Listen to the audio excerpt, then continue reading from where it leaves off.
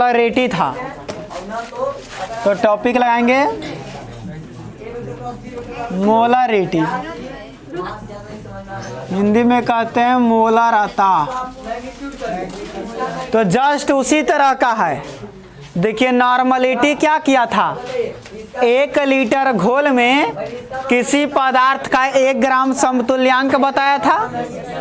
Normality क्या किया था, 1 लीटर घोल में किसी पदार्थ का 1 ग्राम समतुल्यांक निकाला था। देखिए मोलरिटी, जिस तरह से आप लोग नॉर्मलिटी पढ़े थे जस्ट उसी तरह से आपका क्या है, मोलरिटी है। जैसे नॉर्मलिटी था कि 1 लीटर घोल में समतुल्यांक बताता था, ये क्या करेगा कि 1 लीटर घोल में अणु बताएगा, क्योंकि मोलर सॉल्यूशन पढ़े थे हम लोग कि 1 लीटर में 1 ग्राम अणु घुला रहता है तो मोलर सॉल्यूशन कहते हैं। तो उसी तरह से 1 लीटर में कितना ग्राम अणु घुला है उसको बताने वाला को क्या कहते हैं, मोलरिटी। तो नोट करेंगे, लिखेंगे मोलरिटी एक संख्या है, मोलरिटी एक संख्या है,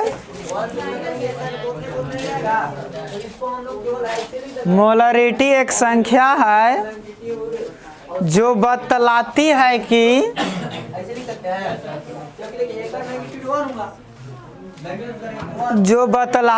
कि 1 लीटर घोल में 1 लीटर घोल में किसी पदार्थ का कितना ग्राम अणु घुला है, किसी पदार्थ का कितना ग्राम अणु घुला है। देखिए नॉर्मलिटी समतुल्यांक बता रहा था और ये कोची बताता है, अणु। और एक चीज याद रखेंगे, जैसे कल देखे थे हम लोग कि समतुल्यांक इक्वल टू एक फार्मूला देखे थे ना कि पदार्थ का भार और बट्टा में कोची था, समतुल्य भार। तो अणु इक्वल टू भी फार्मूला होता है, अणु जिसको मोल्स भी कहते हैं ना, ग्राम अणु कहो या क्या कहो, मोल्स। फार्मूला होता है पदार्थ का भार और बट्टा में अणु भार, दोनों एक के जैसा। यहाँ समतुल्यांक है तो समतुल्य भार, अणु है तो अणु भार। तो जस्ट इसी तरह का जैसे आप लोग याद कीजिए कि नॉर्मलिटी इक्वल टू हम लोग पढ़े थे पदार्थ का भार बट्टा में समतुल्य भार और गुना में कोची था, यही ना था, ये ग्राम में अभी लीटर में अभी हो कोची में। तो जस्ट मोलरिटी इक्वल टू भी यही फार्मूला रहेगा, पदार्थ का भार और समतुल्य भार के जगह पर कोची हो जाएगा, अणुभार और गुना में आयतन। ये रहेगा आपको ग्राम में, ये लीटर में अभी हो ग्राम। देखिए दोनों एक के जैसन है। केजी होता है मोलरिटी में, जब मोलरिटी आएगा तो यही फॉर्मूला, बस आयतन कोची में रहेगा, केजी में। तो तीनों एक ही जाता के आटा है ना, बस कभी गेहूं डाल के पिसा गया तो कभी चावल डाल के पिसा गया तो कभी मकई डाल के पीस देंगे, बस अंतर यही है, जतवा वही है ना, बस मटेरियल तनी तनी चेंज है कि ना। तो इसीलिए हम डायरेक्ट लिख देते हैं ना, मोलरिटी इक्वल टू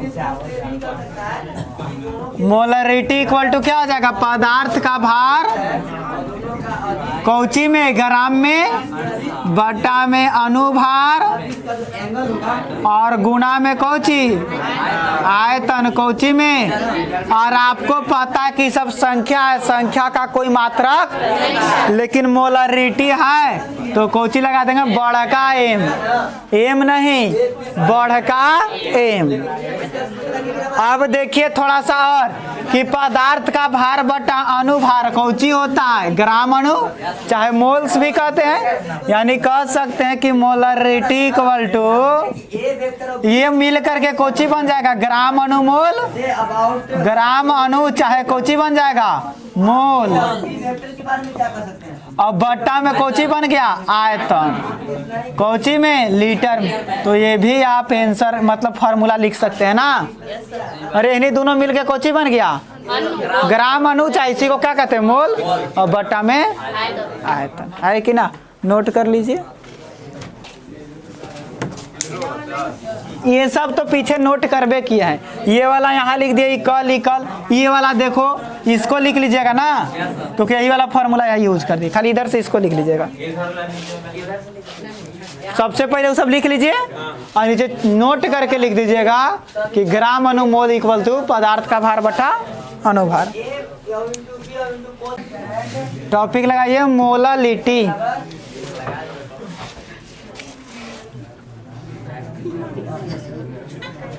अल्लाह मत कीजिए, हिंदी में कहते हैं मोला लता, मोला लता।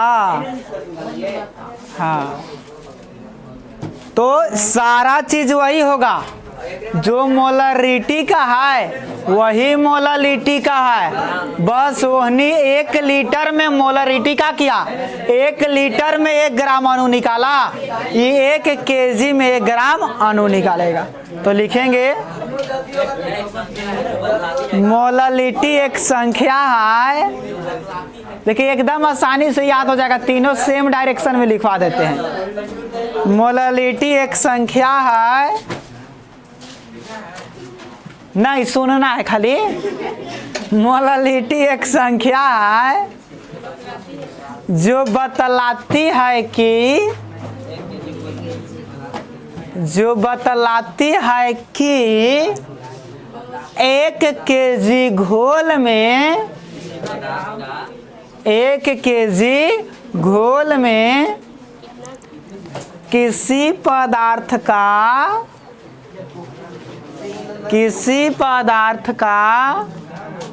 कितना ग्राम अणु घुला है,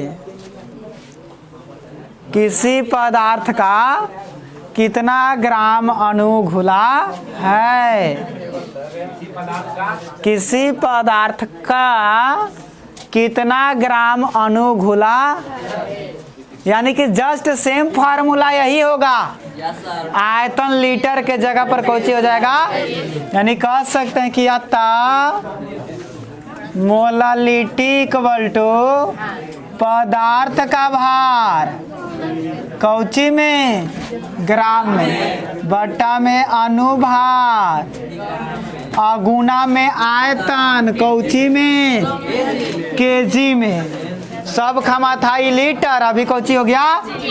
और बाबू मोलालिटी भी एक संख्या है, मात्रक होगा नहीं लेकिन छोटका एम लगा देंगे ना, या इतना बटा इतना कौची हो जाएगा मोल, तो या इसको ऐसे भी लिख सकते हैं कि मोलालिटी इक्वल टू ग्राम अणु, चाहे इसी को क्या कहते हैं मोल, और बट्टा में कौची आयतन, कौची में केजी में, और इंटू में छोटका एम। तो ये आपका फॉर्मूला हो गया, नोट कर लीजिए जल्दी से। तो 4 नंबर टॉपिक लगाइए मोल फ्रैक्शन।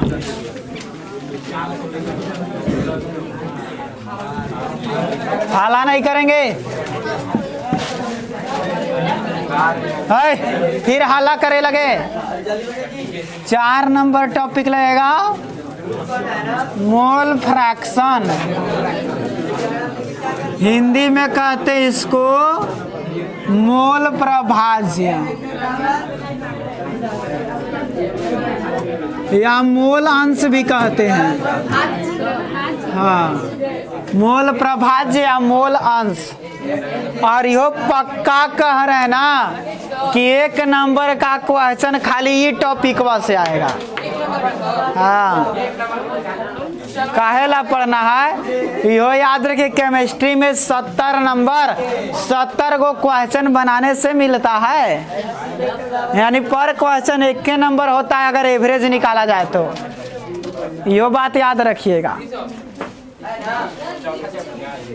देखिए, तो मोल फ्रैक्शन क्या होता है, ध्यान से देखिएगा, समझिएगा, डेफिनेशन खुद बन जाएगा ना। जैसे मान लीजिए कि आपके पास चीनी है, इसको पानी में डाल दिए, तो बाबू आपको पता है कौन सी बनता है, इसको कहते हैं घोल्य और इसको कहते हैं घोलक। हाला करे लगे, और दोनों के मिलने से बनता है घोल। अब देखिए, तो मान लेते हैं कि चीनी है तो कुछ मात्रा में ना होगा, इतना है कि इतना है कि इतना है कि इतना है। पानी भी कुछ मात्रा में होगा, चाहे तो इतना होगा, इतना होगा, इतना होगा, नहीं तो इतना होगा, और चाहे तो इतना जाएगा ना, तो ये कोई पता नहीं है कितना होगा। तो कितना भी हो सकता है ना, समझा कीजिए हमारी मन की भावनाओं को क्या बोलते हैं, तो कितना भी हो सकता है। तो देखिए ध्यान से, मान लेते हैं कि घोल्य जो है n मोल है। घोल्य कितना मोल्स है? हाँ, केमिस्ट्री में सब चीज को मोल्स में मापा जाता है ना, तो घोल्य में कितना मोल है? n। और घोलक में मान लेते हैं बड़का n मोल है। घोलक में कितना मोल है? बड़का n। और घोल में कितना हो जाएगा? छोटका n प्लस, क्योंकि दोनों को मिलाने से ना बना है। तो कहा जाता है कि जो घोल्य का मोल फ्रैक्शन होगा, घोल्य का जो मोल फ्रैक्शन होगा MF, बड़ी लइकन इसको जानता है, कोची पढ़ता है, फर्स्ट ईयर में पढ़वाए थे शायद। M for mother, A for father, mother father ना। और जो लइकन के दिमाग तनी सा सटकल रहता है ना, वो पढ़ता है मारो फारो ना। तो इस तरह का आपका कंसेप्ट होता है ना। तो होता है कि मान लेते हैं घोल्य में मोलों की संख्या कितना है? n। घोलक में मोलों की संख्या कितना है? बड़का n। तो घोल में मोलों की संख्या कितना हो गया? n प्लस बड़का n। तो कहा जाता है कि जो घोल्य का मोल फ्रैक्शन होगा, वो घोल्य में मोलों की संख्या, घोल्य में मोलों की संख्या तथा घोलक में मोलों, अरे घोल में मोलों की संख्या के अनुपात को कहा जाता है। यानी कि घोल्य का मोल फ्रैक्शन इक्वल टू घोल में मोलों की संख्या बटा में घोल में मोलों की, यानी छोटका n बटा n प्लस बड़का n। हुआ कि नहीं हुआ? उसी तरह से अगर कोई पूछेगा कि घोलक का मोल फ्रैक्शन बताइए, तो घोलक में मोलों की संख्या, घोलक में मोलों की, अब बटा में वही टोटल घोल में मोलों की संख्या, यानी कि इसका फॉर्मूला हो जाएगा बड़का n बटा n प्लस। और अगर आपसे कोई कह देगा कि घोल का मोल फ्रैक्शन, अब घोलवे का पूछ दिया तो टेंशन नहीं लेना है, जो उची के पूछेगा उची के घोल का, घोल में मोलों की संख्या बटा घोल में मोलों की, तो ये काट के कितना हो जाएगा? और यह वाला हमेशा एग्जाम में आएगा, very very very very very important है ना। हाँ, किसी घोल में या किसी भी घोल का मोल फ्रैक्शन कितना होता है? 1 होता है। किसी घोल का मोल फ्रैक्शन 1 होता है। वेरी वेरी वेरी वेरी सूतल थे काजी, तो याद रखेंगे इसका डेफिनेशन बनता है, देखो घोल्य या घोलक में, घोल्य या घोलक में उपस्थित मोलों की संख्या तथा घोल में उपस्थित कुल मोलों की संख्या के अनुपात को मोल फ्रैक्शन कहते हैं। देखो ऊपरे चाहे तो घोल रहेगा, नहीं तो घोलक रहेगा, लेकिन नीचे हमेशा कौची रहेगा, घोल। तो इसीलिए डेफिनेशन बनता है कि घोल या घोलक। घोल पूछेगा तो घोल लो, घोलक पूछेगा तो, इसीलिए या लगता है ना कि घोल या घोलक में उपस्थित मोलों की संख्या तथा घोल में उपस्थित कुल मोलों की संख्या के अनुपात को मोल फ्रैक्शन कहते। बाकी मोल निकालने के लिए बता ही दिए, मोल इक्वल टू क्या फॉर्मूला होता है, पदार्थ का भार बटा अनुभार। अभी तुरंत तो पीछे मोल का फॉर्मूला था, तो पहले डेफिनेशन लिखिए मोल फ्रैक्शन का। लिखिए घोल या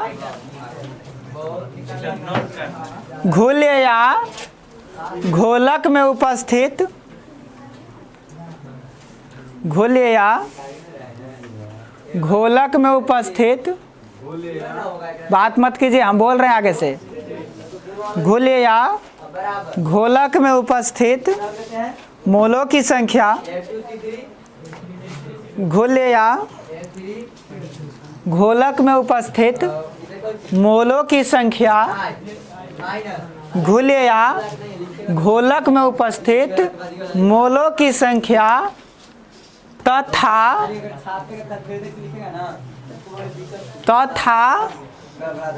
घोल में उपस्थित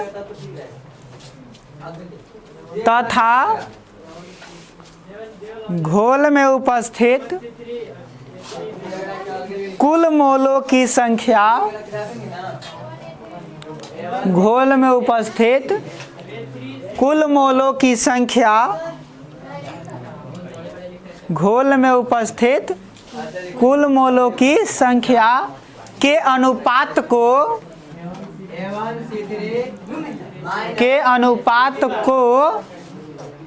मोल फ्रैक्शन कहते हैं। के अनुपात को मोल फ्रैक्शन कहते हैं। जैसे मैं इसको नोट कर लीजिए। हाँ, और इस सब पर आपको क्वेश्चन हम कराएंगे परसेंटेज पढ़ा करके कल परसों तरसों 3 दिन आपका न्यूमेरिकल चलेगा इस 5 टॉपिक पर ना। लगभग 10 से 15 न्यूमेरिकल हो जाएंगे सब पर।